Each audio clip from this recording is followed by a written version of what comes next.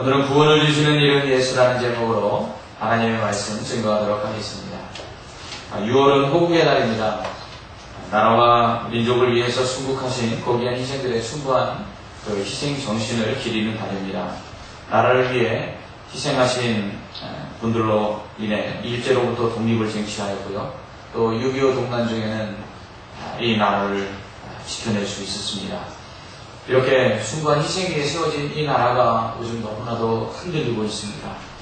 공직자들의 이익한 비리와 또 저축은행과 같은 이 금융권들의 도산, 이로 인해서 나라가 정말 안팎이 오수선하고 어려운 가운데 있습니다. 거기에 반값 등록금 집회와 또 노동운동 등 여러 가지 그 서민들의 고통이 극에 달하여 이제 밖으로 표출되고 있습니다. 최근 젊은이들을 그 대상으로 한 조사에 의하면 애국심이나 민족애 등은 찾아보기가 힘들다고 합니다. 정말 이 나라와 민족을 위해 더 기도하고 더 애써야 될 때가 아닌가라는 생각을 해봅니다. 이러한 때에 김구 선생님의 나의 소원이라는 글은 우리에게 큰 도전이 됩니다.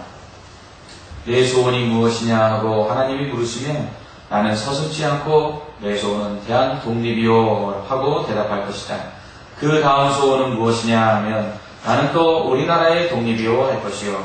또 그 다음 소원이 무엇이냐 세 번째 물음에도 나는 더욱 소리를 높여서 나의 소원은 우리나라 대안의 완전한 자주 독립이요 라고 대답할 것이다.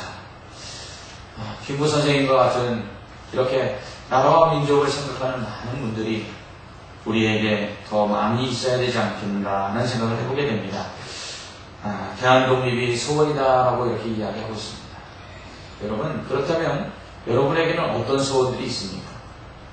바울은 오늘 본문에서 자신에게 한 가지 소원이 있다고 말합니다. 그것은 바로 자기 민족 이스라엘 백성의 구원이었습니다.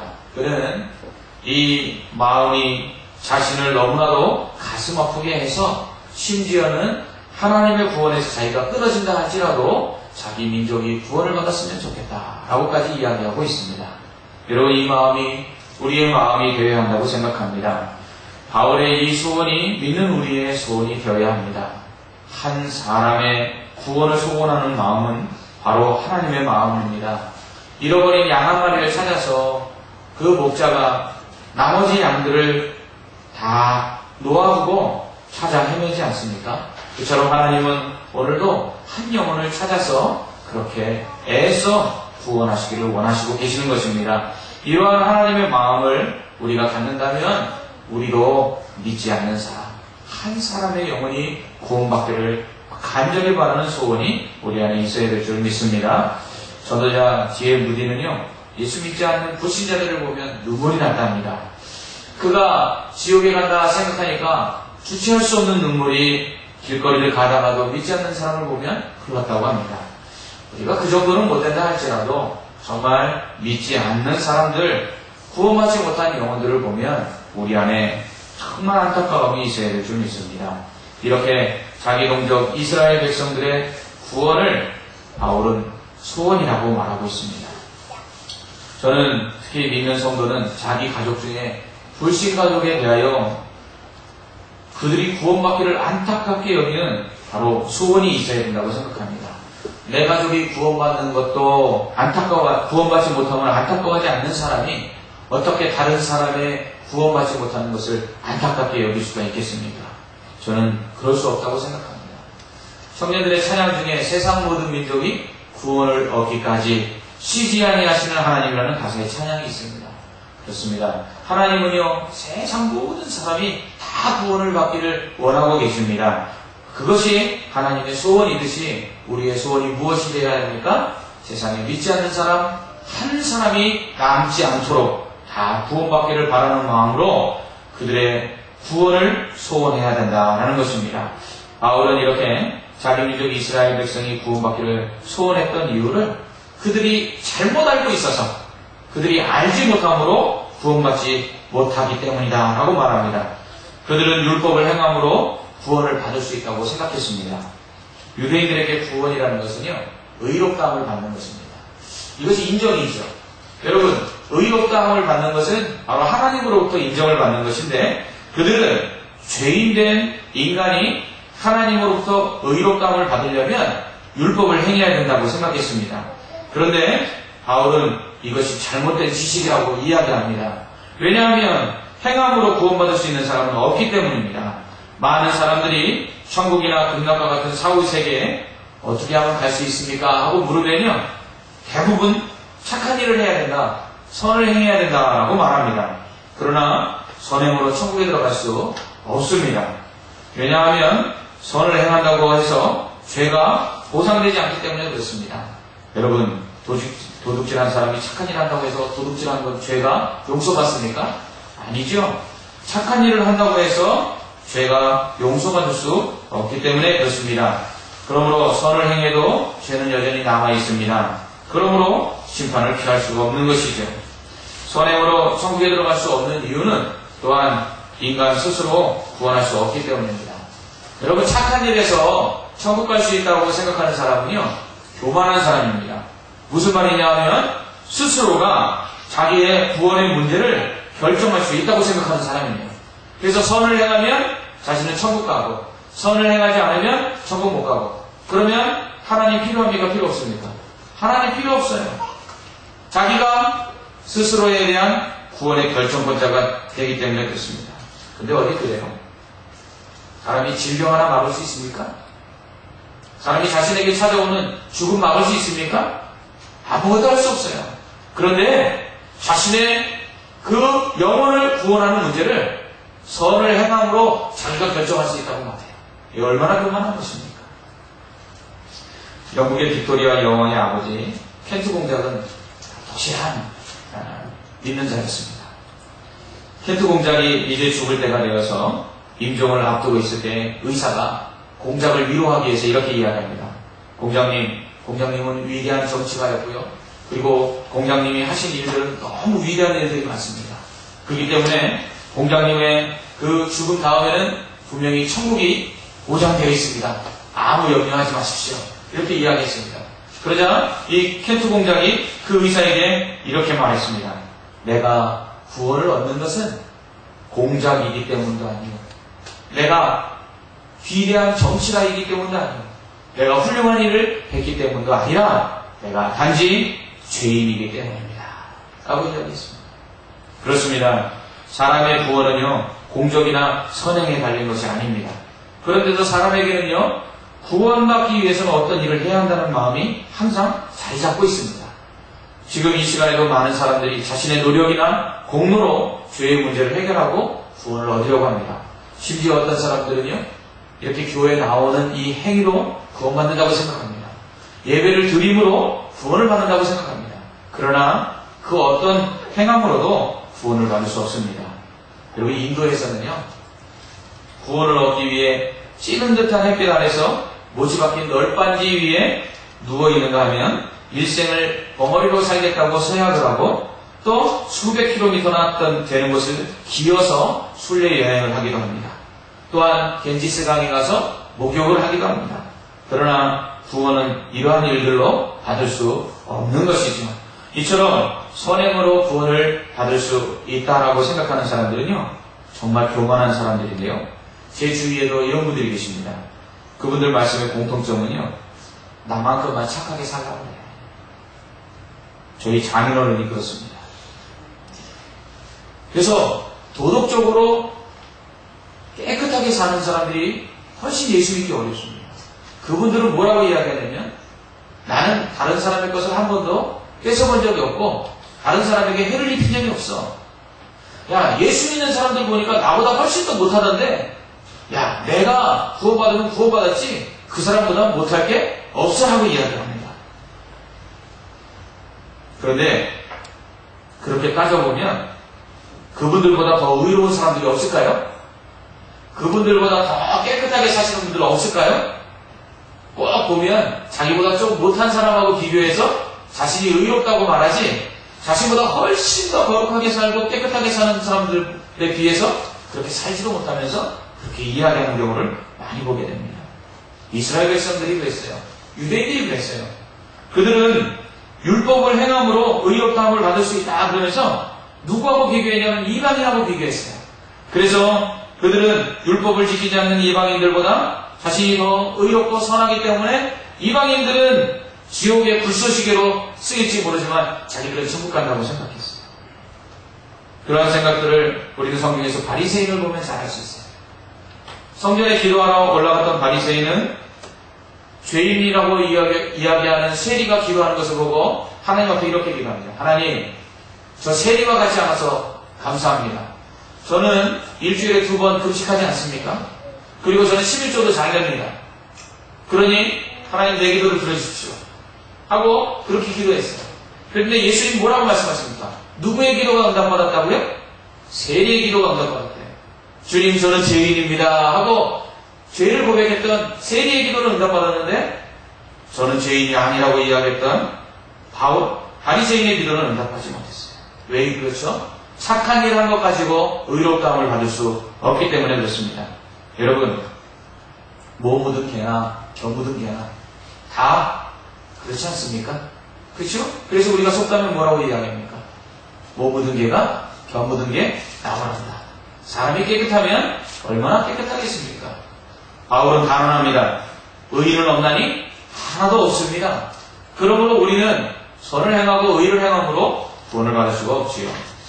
예수님은 율법의 마침이 되셨습니다. 이게 무슨 뜻이냐면요, 하나님이 분명히 구약시대에는 율법을 주셔서 그 율법을 행함으로 의롭다함을 얻게 하셨어요. 그러나 율법을 행함으로 의롭다함을 받을 수 있는 사람이 하나도 없으니까 하나님께서 율법을 다 끝내셨어요. 어떻게 해요? 예수님을 보내셔요. 예수님을 보내심으로 율법이 끝났어요. 그리고 예수님이 오셔서 이제 모든 사람이 예수님을 믿음으로 의롭다함을 받게 되었어요. 이것이 바로 새 언약이라는 것입니다. 그런데도 유대인들은 자기 열심으로 의롭다함을 얻으려고 하나님의 의, 곧 믿기만 하면 의롭다함을 받는 이 예수님을 믿지 않았어요. 이처럼 예수님을 믿기만 하면 구원을 받는데도 불구하고 믿지 못하는 이유는요, 앞서 말씀드린 것처럼 사람들이 그냥 믿으면 안 될 것 같아서 그래요. 어떤 사람들에게 예수 믿기만 하면 구원받습니다 그러면 뭐라고 이야기하는 줄 아십니까? 그 구원 너무 쉬워서 믿어지지가 않는데요. 아무것도 안 하고 어떻게 구원을 받습니까? 어떻게 천국에 들어갑니까? 이렇게 이야기해요. 아마도 여러분도 낯짝이 있다고 자신이 죄인인 건 아는 것 같습니다. 그래서 자신이 죄를 많이 지었는데 어떻게 아무것도 한 것이 없이 천국에 그냥 믿는다고 가는가, 이렇게 그들이 이야기합니다. 그러나 성경은 분명히 말합니다. 너희는 값없이 와서 돈 없이 와서 구원을 받으라 말씀합니다. 아멘. 그러므로 구원은 은혜로 받는 것입니다. 무엇을 행함으로 받는 것이 아닙니다. 바울은 그래서 6절과 7절 말씀에서 이렇게 이야기합니다. 믿음으로 말미암아 의는 말미암은 의는 이같이 말하되 내 마음에 누가 하늘에 올라가겠느냐 하지 말라. 혹은 누가 무저갱에 내려가겠느냐 하지 말라. 이렇게 말합니다. 무엇입니까? 예수님은 2000년 전에 벌써 돌아가셨어요. 그리고 2000년 전에 벌써 하늘나라로 올라가셨어요. 여러분, 그 예수님이 지금 이 땅에 다시 내려오셔서 기적을 베푸신다면 훨씬 더 믿을 것 같지요. 그리고 예수님이 이 땅에 다시 오셔서 십자가에 죽으시고 하늘로 올라가는 모습을 보면 우리가 훨씬 더 예수님에게 쉬울 것 같죠. 그러나 그렇지 않다는 것입니다. 믿음으로 말미암는 의는 무엇이냐면 직접 오지 못한 그 예수님을 바로 믿는 것입니다. 그러므로 우리가 예수님을 믿는다고 하면서도, 그리고 예수님을 믿는다고 하면서도 이 예수님을 보지 못하였기 때문에 우리의 믿음이 흔들려요. 하나님을 한 번만 볼 수 있으면 참 좋겠어요 하는 사람들은 어떤 사람들입니까? 온전히 믿음 안에 서 있는 사람들이 아니라는 것입니다. 여러분, 이게 불신이에요. 예수님의 제자 중에 도마라는 사람이 있었어요. 이 도마가 예수님이 부활하셨다는 소식을 듣고도 안 믿었어요. 그러니까 제자들한테 뭐라고 이야기합니까? 야, 부활하신 예수님이 직접 내 앞에 나타나셔서 그 못 박히신 손을 나에게 만져보게 하고 그리고 그 옆구리의 창자국에 내 손을 대보게 하면 내가 그럼 믿을 수 있어. 이렇게 이야기했습니다. 그러자 예수님이 어떻게 하셨죠? 직접 나타나셨어요, 도마에게. 그리고서는 만져봐라. 그렇게 말씀하셨어요. 그러니까 도마가 만져봅니다. 허리에도 손을 넣어봐라. 창자국이 만져집니다. 그러니까 이제야 믿겠느냐? 그러니까 도마가 예, 이제 믿겠습니다. 그렇게 대답을 하죠. 그때 예수님이 도마에게 이렇게 말씀하셨어요. 너는 보는 거로 믿느냐? 보지 않고 믿는 자가 복되도다. 이렇게 말씀하셨어요. 여러분 그렇습니다. 우리는 2000년 전에 이 땅에 오신 예수님 다시 볼 수 없습니다. 2000년 전에 하늘로 올라가신 예수님 다시 볼 수 없습니다. 그렇기 때문에 우리는 이 예수님을 보지 않고 믿어야 합니다. 그렇다면 어떻게 믿을 수 있습니까? 그것은 복음을 들음으로 믿을 수 있는 것입니다.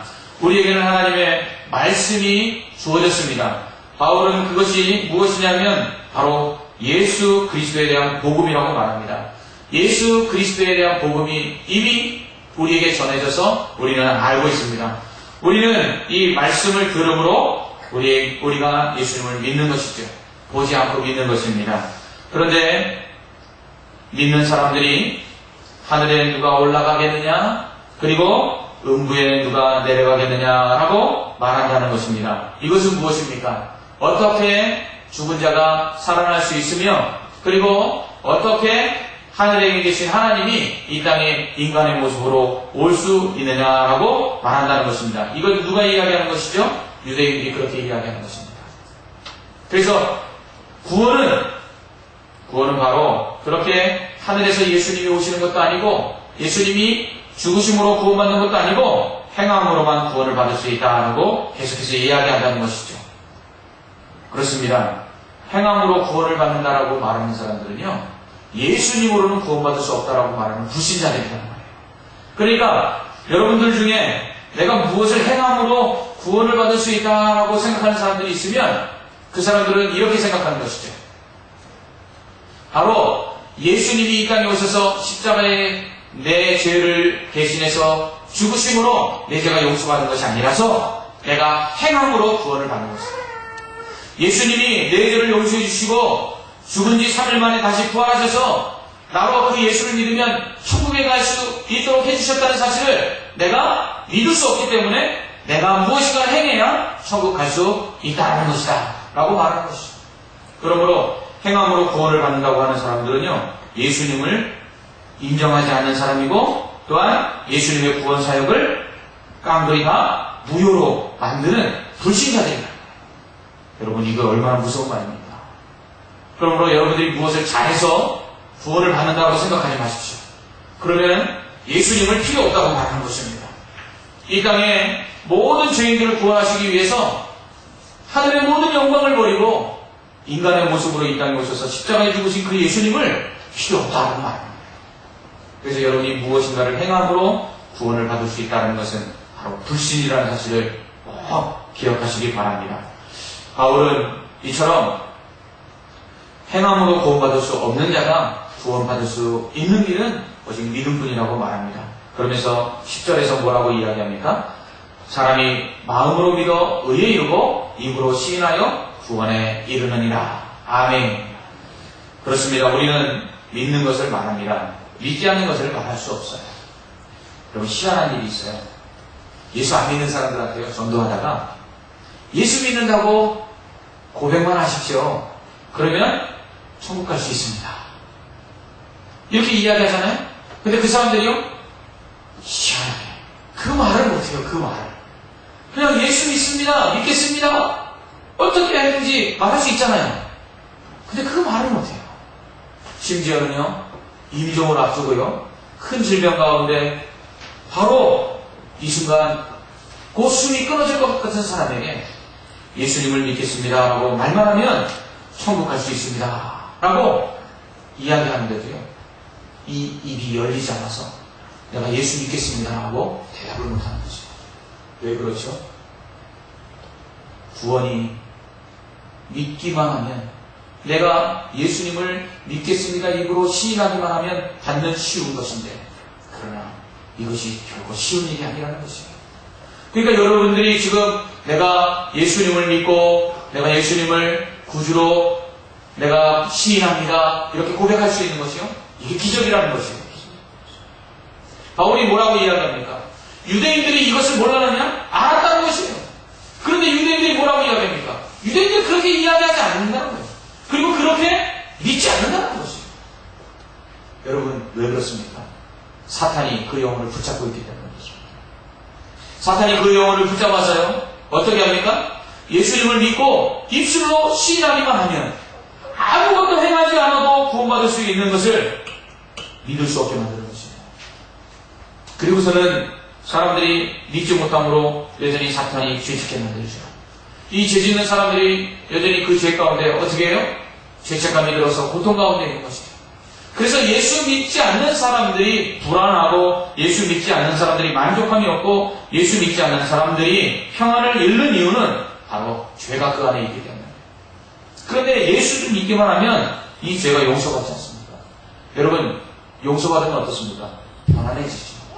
용서받으면 어떻습니까? 두려움이 사라지죠. 그것입니다.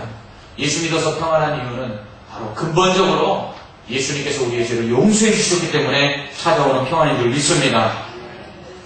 그러면 어떻게 해야 이 믿음이 생길까요? 여러분, 믿음은 들음에서 납니다. 어떤 판매원이 이렇게 이야기하더라고요. 자신이 파는 물건을 어떤 사람이 사주기까지는요, 그 사람을 찾아가서 똑같은 물건에 대하여 16번 이상 이야기해야 산답니다. 그러니까 복음도 마찬가지입니다. 복음도 어떻게 해요? 잡고 들으면 믿음이 생겨나는 것이에요. 여러분, 처음에 교회에 나오신 분들 계십니다. 그분들이 교회 몇 번 출석하고요, 이렇게 얘기하셨습니다. 아무리 들어도 믿음이 안 생겨나. 그러면 어떻게 해야 될까요? 좀 더 들어야 됩니다.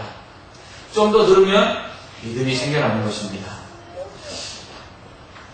새생명 축제를 통해서 지난주에 많은 분들이 오셨어요. 오늘도 지난주에 오셨던 우리 분들이 또 오셨습니다. 그분들이 이제 신앙생활 하면서 나도 교회 다니는 사람들처럼 저렇게 성가대도 하고 또 봉사도 하고 이렇게 신앙이 자라려면 어떻게 해야 될까? 여러분, 자꾸 교회에 오십시오.